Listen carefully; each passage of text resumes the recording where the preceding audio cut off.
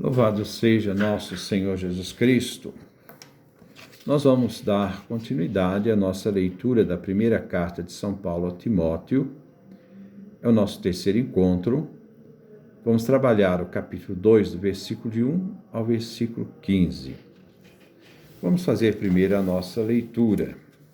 Deus quer salvar a todos. Antes de tudo,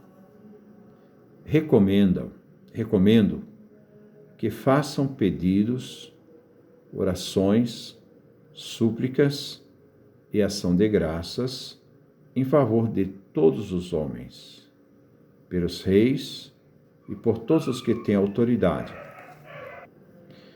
a fim de que levemos uma vida calma e serena, com toda piedade e dignidade. Isso é bom e agradável diante de nosso Deus Salvador. Ele quer que todos os homens sejam salvos e cheguem ao conhecimento da verdade, pois há um só Deus e um só mediador entre os Deus e os homens, Jesus Cristo, homem que se entregou para resgatar a todos. Esse é o testemunho dado nos tempos estabelecidos por Deus, e para o qual eu fui designado pregador e apóstolo. Digo a verdade, não minto. Doutor das nações na fé e na verdade. Quero, portanto, que os homens orem em todo lugar, erguendo mãos limpas, sem ira e sem discussões. Comportamento das mulheres. Quanto às mulheres, que elas tenham roupas decentes e se enfeitem com pudor e modéstia. Não usem tranças, nem objetos de ouro, pérolas ou vestuário suntuoso. Pelo contrário, enfeitem-se com boas obras, como convém a mulheres que dizem ser piedosas. Durante a instrução, a mulher deve ficar em silêncio, com toda a submissão. Eu não permito que a mulher ensine ou domine o homem. Portanto, que ela conserve o silêncio. Porque o primeiro foi formado Adão, depois Eva. E não foi Adão que foi seduzido, mas a mulher que foi seduzida pecou. Entretanto, ela será salva pela sua maternidade, desde que permaneça com modéstia na fé, no amor e na santidade. Este é o texto que nós vamos meditar. Rezar para que todos sejam salvos. Antes de tudo, peço que se façam pedidos, orações, súplicas e ação de graças em favor de todas as pessoas. Paulo dá determinações importantes a Timóteo sobre a vida comunitária. Paulo tem uma preocupação pastoral nesta carta de Timóteo como bispo de Éfeso, da atenção que ele deve ter como bispo nas relações com os membros da comunidade e também aqueles hereges que estão atrapalhando a unidade da comunidade. Isto é, Paulo dá determinações importantes a Timóteo, determinações pastorais, sobre a vida comunitária. Nas reuniões onde os cristãos se reúnem para ouvir a palavra e celebrar a Eucaristia. Paulo exorta para que sejam feitas as preces, e que sejam feitas todas as formas de oração, pedidos, orações, súplicas, ação de graças, e os destinatários das orações são todos os seres humanos, sem exceção. Versículo 2. Pelos reis e por todos os que têm autoridade, para que possamos viver tranquilos e serenos, com toda piedade e dignidade. O objetivo de dirigir orações às autoridades, reis e quem exerce poderes tem a finalidade de suplicar, a fim de que os cristãos vivam tranquilos e serenos. Na época, o imperador era Nero. As autoridades eram os altos funcionários romanos, os governadores de província. Isso se torna um dever para o cristão, rezar pelas autoridades. A diferença dos romanos, que adoravam o imperador, o cristianismo não vai reconhecer no imperador o Filho de Deus, nem vai adorá-lo, e nem da oração judaica, que pedia pelo bem-estar do imperador. Os cristãos pedem que o imperador e as autoridades cumpram a obra e o plano de Deus. Versículo 3. Isso é bom e agradável diante de Deus, nosso Salvador. Deus quer que todos os homens se salvem. Esta é a intenção de Deus. Por isso a oração deve ser universal, a fim de que os homens possam realizar o plano de Deus. Versículo 4. Ele quer que todos sejam salvos e cheguem a conhecer a verdade. A intenção de salvação divina é salvação de todos, salvação universal, a fim de que os seres humanos possam chegar a conhecer a verdade. Para os cristãos, a verdade é Cristo Jesus. Ele é a verdade do Pai eterno para nós. Que Cristo seja conhecido. Versículo 5. Pois há um só Deus e um só mediador entre Deus e os homens, Jesus Cristo, o homem. Aqui Paulo fala sobre o conhecimento da verdade. Deus é um só, o Pai eterno. Segundo, um só mediador entre Deus e os humanos. Ele se torna o único mediador na cruz, onde ele vai romper a inimizade que nos separava de Deus Pai. Terceiro, este mediador é Jesus Cristo, o homem. A humanidade de Jesus. Jesus Cristo, sendo Filho eterno do Pai, se fez homem em Maria. Ele precisava ser verdadeiro homem, porque quem precisava ser salvo era a humanidade.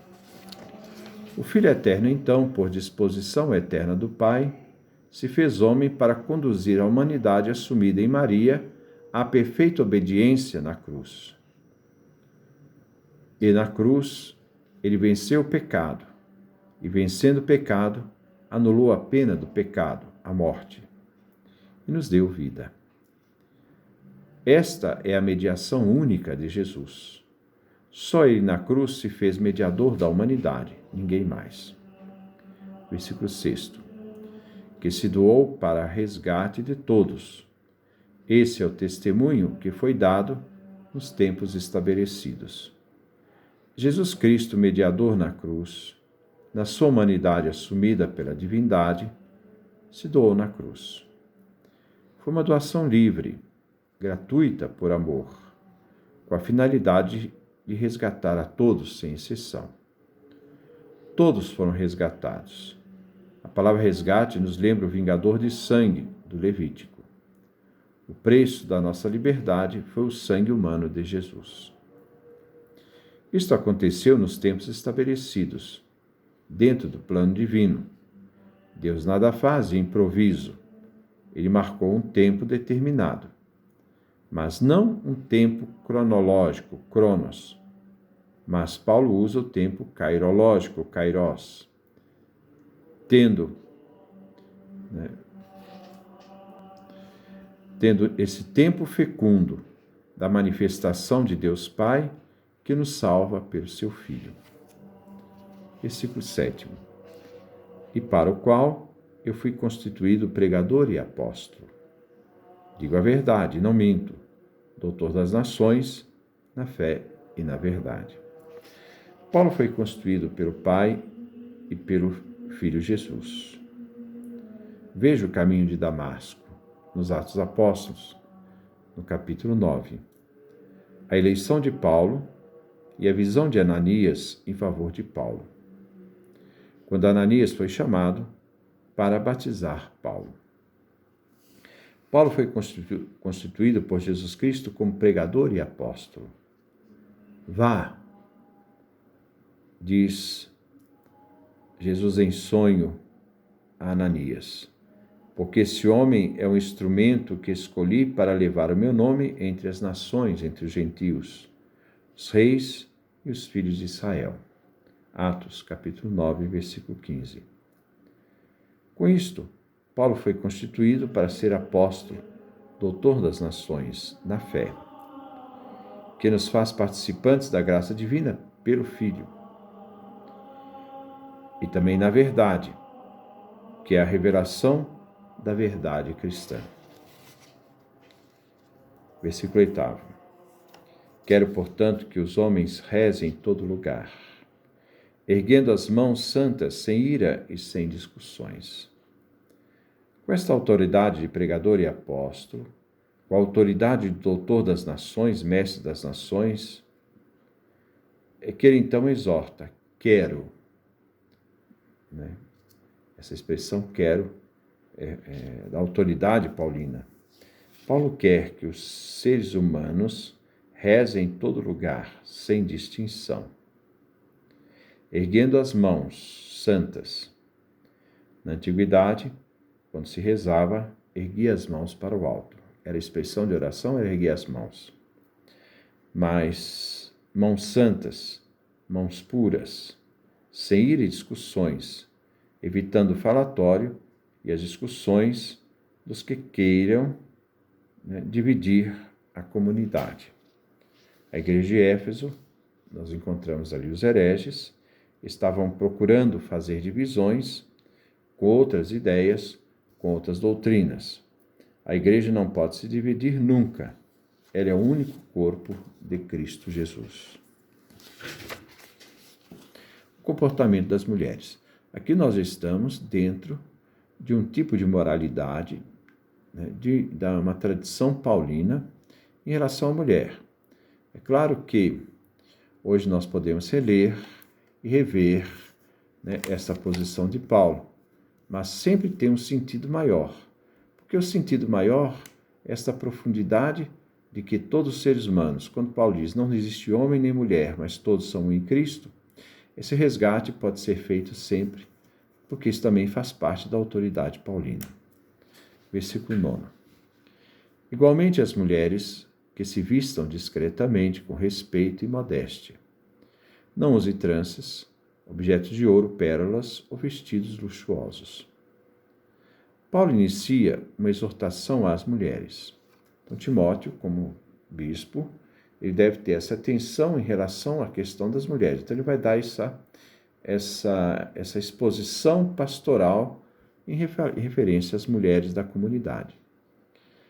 Mas algumas considerações se pode tirar da atitude devida. Como a vida do ser humano é passageira, a ostentação cria mais ilusões e tira a pessoa do senso da realidade. A sobriedade é melhor que a ostentação. A ostentação fomenta inveja e discórdia. Viver com simplicidade é o que pede Paulo.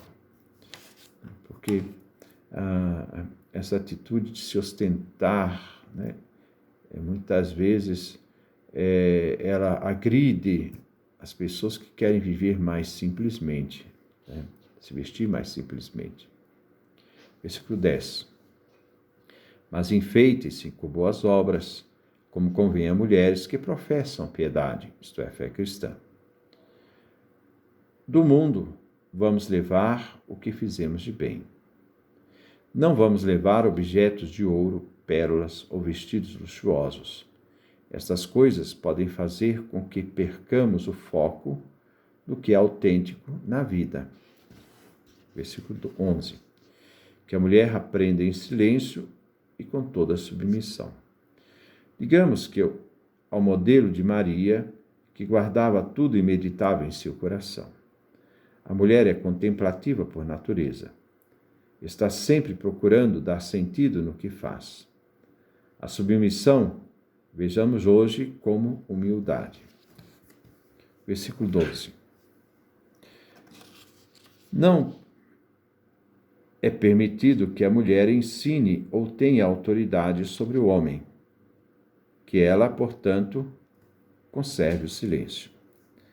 A exortação de Paulo não é um descrédito da mulher. Hoje nós vemos o quanto é importante o trabalho e a vida da mulher na vida do homem e da sociedade.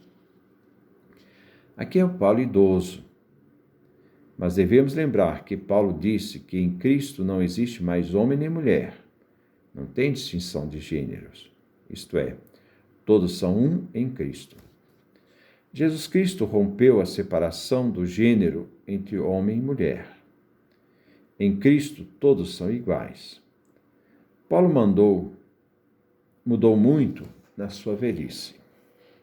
Talvez esta ordem fosse para evitar a propagação dos hereges, que dividiam a comunidade.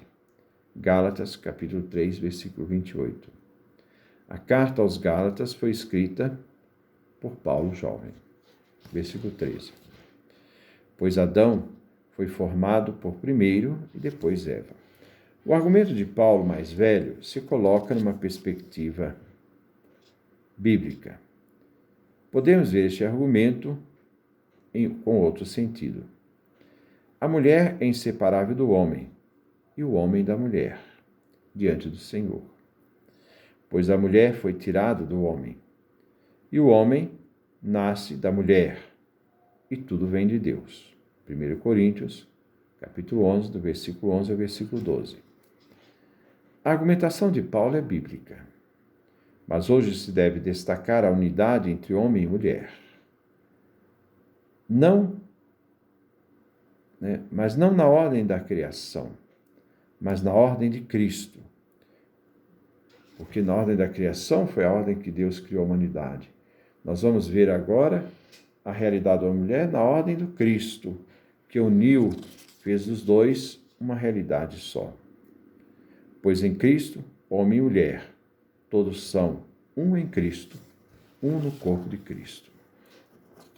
Se a ordem da criação, o homem veio primeiro, na ordem da redenção, tanto o homem quanto a mulher são um só em Cristo, uma unidade inseparável. Versículo 14. E não foi Adão que foi seduzido, mas a mulher é que, seduzida, caiu na transgressão. Paulo, idoso, continua a usar os argumentos da criação. Hoje sabemos o sentido da linguagem usada no livro do Gênesis para explicar a queda.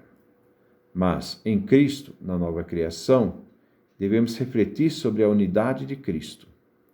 Se foi a mulher que seduziu Adão para que a queda acontecesse, foi um homem, Judas, que levou Jesus à morte, entregando-o. Judas era homem. Se houve uma atitude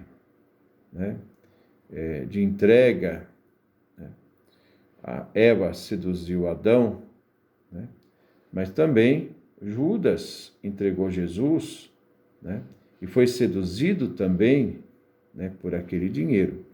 Então nós vamos ver que o problema dessa realidade não é só da mulher, também o homem, no exemplo, caso aqui de Judas.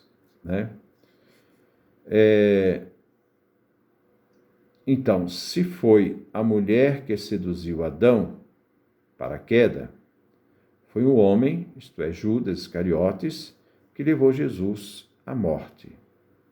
Então, duas atitudes de queda, Eva de um lado, Judas de outro. Versículo 15. No entanto, ela será salva pela maternidade, se permanecer na fé, no amor e santidade. A vivência da vocação materna é a razão da salvação da mulher. Mas, contudo, a maternidade, se sabe hoje, é a contribuição do valor do feminino no mundo moderno.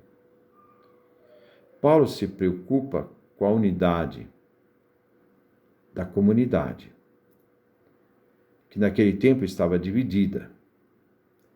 E dividida ela não se sustentava, porque ela estava sendo ameaçada pelos hereges.